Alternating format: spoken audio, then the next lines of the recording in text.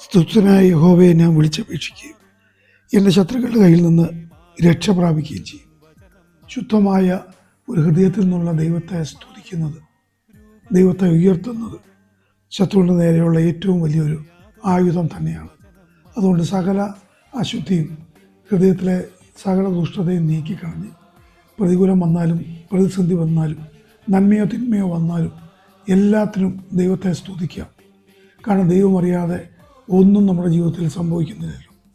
അതുകൊണ്ട് സ്തുത്യനായ ദൈവത്തെ ആത്മാർത്ഥമായും ഒരു ശുദ്ധ ഹൃദയത്തോടും കൂടി നമുക്ക് സ്തുതിക്കാം. ദൈവത്തിൻ്റെ അത്യന്ത ശക്തി നമ്മൾ പരാജയപ്പെട്ട് കിടക്കുന്ന സകല വിഷയങ്ങളിലും സകല പ്രയാസങ്ങളിലും വ്യാപരിച്ച് ദൈവത്തെ മഹത്വപ്പെടുത്തുന്ന വിധത്തിൽ ദൈവം നമ്മളെ ഉയർത്തുക തന്നെ ചെയ്യും.